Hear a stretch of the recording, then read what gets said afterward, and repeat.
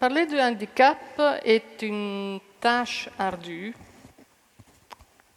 étant donné que ce n'est souvent pas dans les priorités politiques de notre pays et de nos partis. Mais donc, merci pour m'avoir invité ici pour en parler. Parler d'inclusion, c'est une tâche aussi ardue.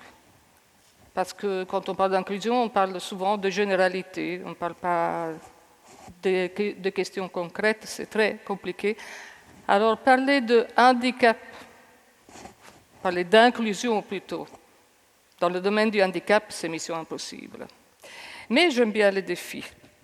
Et donc, je vais essayer, ensemble, avec vous, de vous donner quelques idées concrètes par rapport au thème, donc inclusion et handicap.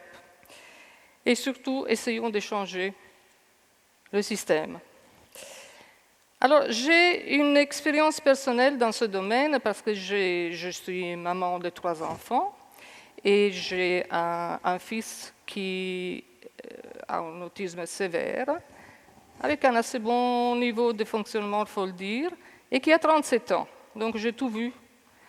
J'ai derrière moi un combat de dizaines d'années pour essayer d'inclure mon fils dans la société tel qu'il est, malgré et avec son handicap.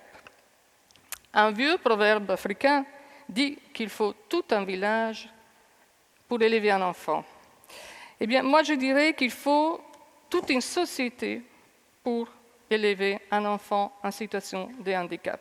Tout seul, on n'y arrive pas. Et c'est un combat de tous les jours. Alors, si j'ai raté, je le dis, je l'avoue, j'ai raté le combat de l'inclusion scolaire de mon fils, Giuliano, je n'ai pour autant pas raté son inclusion dans son environnement et dans ses lieux de vie. Giuliano a vécu dans un village, ce n'est pas un vrai village, mais c'est un clos avec 36 maisons et 30 appartements, donc ça ressemble à un petit village. Et actuellement, il vit dans 2 villages. Donc, du vendredi au lundi matin, il vit à la maison, et du lundi au vendredi, il vit dans un petit village qui s'appelle Denderwinde, en Flandre. Donc oui, nous avons dû, à un moment donné, nous résoudre, expatrier notre enfant dans son propre pays, parce que là, nous avons trouvé une communauté inclusive qui l'a accepté tel qu'il est et qui lui permet d'évoluer. Dans notre village, maison à Bruxelles, Giuliano a un rapport particulier avec tous les habitants du clos. Il y en a quand même beaucoup, 150, 200, quelque chose comme ça. Il les connaît tous. Et j'aime raconter toujours l'anecdote de lorsqu'il était petit. Il y avait un monsieur déjà à la retraite qui s'appelait André, qui s'occupait quand même pas mal de lui, l'invitait chez lui pour boire un verre, un jus d'orange, etc. et jouer à des jeux de société adaptés à son âge, bien entendu. Eh bien, 20 ans après, lorsque ce monsieur est devenu très âgé et a commencé à développer la maladie d'Alzheimer, Giuliano allait chez lui pour lui donner des leçons de mémoire. En fait, mon fils a redonné ce qui lui a été, a donné un retour ce qui lui a été donné quand il était petit. Et il arrivait à faire répéter pas mal de choses à ce vieux monsieur qui commençait effectivement à perdre la mémoire.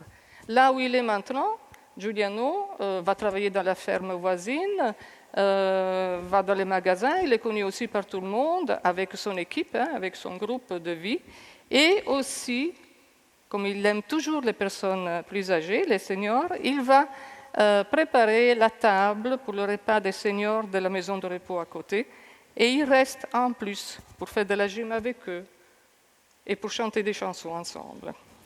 Donc voilà. L'inclusion est possible.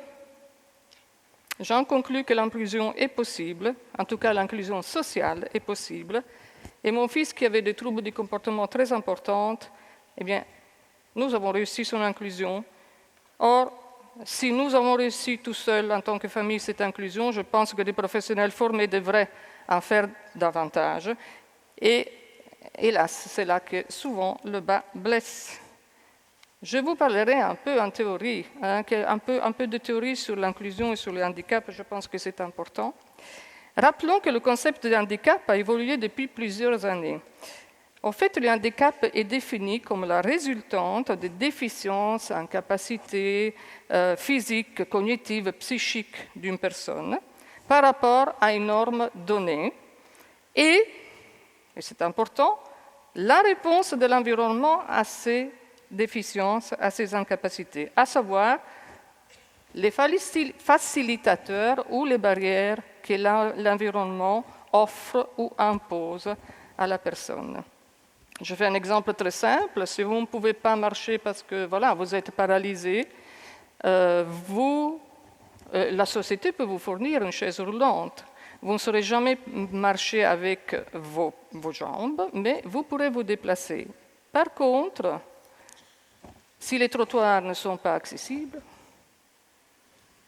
vous ne saurez peut-être pas aller très loin avec votre chaise roulante. Donc le handicap, la situation d'handicap est fonction, bien sûr, des incapacités d'une personne, mais aussi de la réponse que l'environnement, que la société donne à ces incapacités. Et c'est important parce que l'handicap est donc une construction sociale, bien sûr, mais aussi pas uniquement. Nous savons très bien que lorsqu'une personne est extrêmement dépendante, on ne peut pas juste parler des différences, il faut tenir compte de ses besoins pour que cette personne puisse faire partie intégrante de la société et répondre à ses besoins.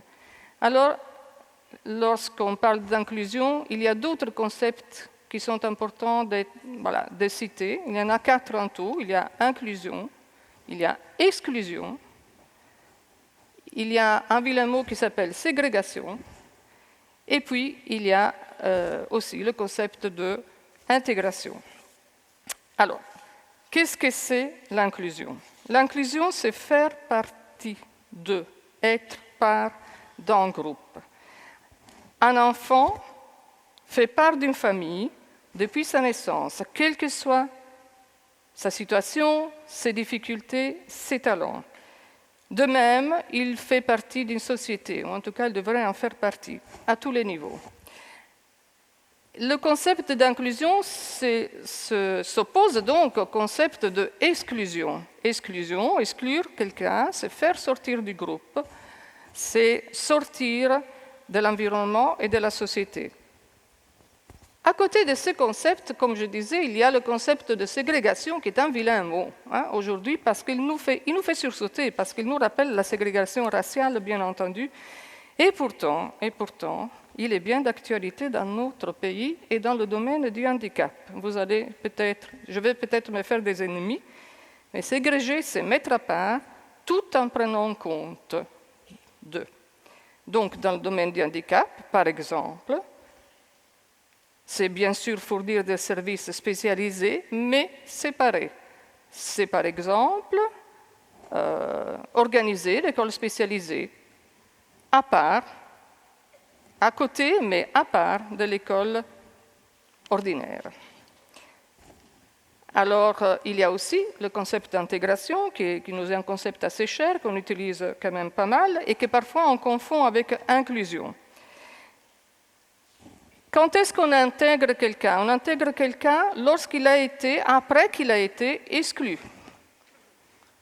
Ou on intègre quelqu'un qui vient de l'extérieur et que l'on ne connaît pas. Et généralement, on intègre avec des aménagements, avec des aides particulières. Ce concept se différencie pourtant du concept d'inclusion parce que lorsqu'on est inclus, on n'a jamais été exclu. Alors que l'on est intégré une fois que l'on a été exclu. Et ça, je pense que c'est important. C'est là qu'il y a des nuances dans la signification des mots et qu'il faut utiliser les mots correctement. Donc, l'inclusion est naturelle et l'exclusion est sociale et varie d'une société à l'autre. Entre les deux, nous avons la ségrégation et l'intégration. Et qu'est-ce qui se passe chez nous en Belgique francophone, mais aussi néerlandophone quand même? Nous sommes entre les deux. L'exclusion est aussi présente parfois. Donc, je répète, d'une part, nous ségrégons dans des lieux à part. D'autre part, nous essayons d'intégrer parfois quand c'est possible avec des aménagements. Et puis, nous excluons aussi, parce que nous excluons, notre société exclut lorsque les enfants et les adultes en situation de handicap sont laissés pour compte, n'ont pas d'école, n'ont pas de lieu de vie, et restent à la charge, et je n'aime pas ce mot charge, mais ils sont accompagnés uniquement par leur famille, par leurs aidants proches. Alors, nous avons abandonné le concept d'inclusion naturelle au profit d'un système qui sépare, qui exclut ou qui ségrège en fonction des moyens qui sont mis à notre disposition. Réintroduire le concept d'inclusion, parce qu'on parle beaucoup d'inclusion, mais on en parle un peu à tort et à travers, réintroduire ce concept d'inclusion demande un changement radical, je dis bien, et on parle de changement, demande un changement radical de la pensée dominante. Et on pourrait dire que ça pourrait ressembler à une révolution. Ben oui. J'insiste, nous ne sommes pas en train aujourd'hui d'inclure, d'évoluer vers une société inclusive, nous sommes en train d'évoluer lentement vers une société plus intégrative, mais elle n'est pas du tout inclusive. Nous ratons le concept de base de l'inclusion qui fait que l'on ne doit pas jamais exclure sur base du handicap. Si nous voulons une société inclusive dans le respect des droits et des conventions internationales que nous avons signées et ratifiées, nous devons y travailler dès la naissance, dès le diagnostic de handicap. Mais alors pourquoi excluons-nous? Pourquoi ségrégons-nous? Et là, j'insiste encore, je pense que c'est un sujet de réflexion politique urgente, car nous garantissons sur papier l'inclusion au niveau législatif, mais nous ne la respectons pas. Et voilà, cela peut ouvrir évidemment, donner lieu à des actions en justice, par exemple, qui nous remettraient en face de nos responsabilités. Ce n'est pas la première fois. Il y a une action en justice que nous avons menée avec le GAMP il y a longtemps. Il y a 10 ans, mais encore 2 actions en justice menées pour un manque d'inclusion scolaire, donc qui ont été aussi gagnées au niveau européen. Donc, il est temps de réfléchir, je dirais, pour les prochaines élections, c'est super. Si on peut réfléchir à un changement de système, nous sommes là pour vous aider. Alors, j'ai 2 points de réflexion que je voudrais lancer, justement, parce qu'il faut parler concrètement. 1. Ne dit-on pas que l'enfer est pavé de bonnes intentions? La spécialisation des aides, comme on l'a vu, justifie la tendance à la ségrégation, mais l'exacerbe aussi. À côté des écoles spécialisées, des entreprises de travail spécialisées qui sont consacrées uniquement aux personnes en situation de handicap, on a créé des transports spécialisés, on a créé des loisirs spécialisés, du répit spécialisé, même des événements à part. J'ai connu une fois un événement qui était uniquement réservé aux personnes avec un handicap, donc une soirée discothèque seulement pour les personnes avec un handicap. Et pourquoi? Ben voilà. On est tellement dans cette philosophie d'être à part qu'on trouve ça normal. Mais la spécialisation, disons-le aussi, engendre des coûts pour la société qui sont très importants si l'on veut vraiment répondre à tous les besoins. On le voit très bien en Flandre, dont le budget en cette législation pour le handicap a augmenté de 270 millions d'euros. Mon fils en bénéficie, je suis très contente. Mais 270 millions et cette dernière année, 30 millions supplémentaires pour résorber les listes d'attente. Parce que la Flandre a une liste d'attente digne de ce nom, ce que la Wallonie et Bruxelles refusent d'avoir. Ça fait peur. Donc cette spécialisation engendre un coût énorme. Et merci aux aidants proches d'être présents, parce que les aidants proches, ce sont eux qui assurent, c'est une force de travail indispensable, mais souterraine et non reconnue ou peu reconnue, Et ce sont eux qui assurent l'accompagnement des enfants et des adultes handicapés, en grande partie, mais cela a un impact sur la société parce que ces aidants s'appauvrissent, ne pouvant plus travailler. Donc, nous sommes en quelque sorte pris dans un cercle vicieux et piégés par notre propre système.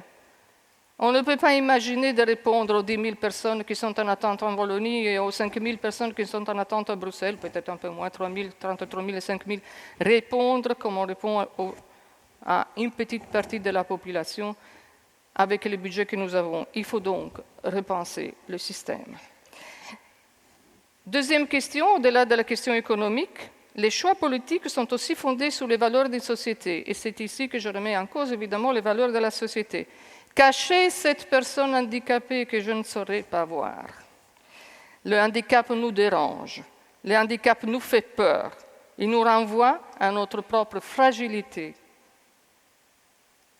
et à nos failles. Pourtant, pensez-y, cette attitude de déni ne peut plus continuer puisque 3% de la population est en situation de handicap visible et 10% de la population est en situation de handicap invisible. Ça fait quand même déjà beaucoup. Et si vous comptez en plus les aidants proches qui sont à côté de ces personnes, ça fait quand même un pourcentage de la population important qui peut influencer les politiques pour autant que l'on s'organise. Alors je vais conclure, quelques conclusions. L'inclusion n'est pas une option, n'est pas un choix, c'est un droit inscrit dans la Constitution belge depuis 2021, il y a 2 ans exactement, jour pour jour.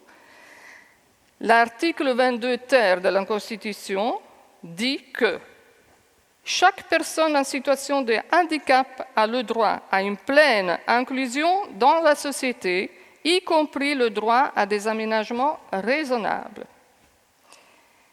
Une société inclusive est possible, donc ce n'est pas un vœu pieux, mais nous devons remettre en question et repenser le système que nous avons bâti nous-mêmes et dans lequel nous sommes piégés. Il y a des exemples de systèmes scolaires, pour faire un exemple, inclusifs développés en Espagne, comme en Italie, comme dans plusieurs autres pays développés, donc dans les pays européens. Et c'est là où prime cette inclusion sociale, parce que, attention, le système scolaire n'oblige pas les enfants qui n'ont pas les capacités à suivre le même programme. Il s'adapte aux enfants avec des aides spécialisées. Et donc, c'est là où prime l'inclusion sociale, que la société devient plus inclusive à tous les niveaux et à tous les âges. Être un adulte inclus dans la société avec des aides spécialisées est possible tout près de chez nous, en Flandre.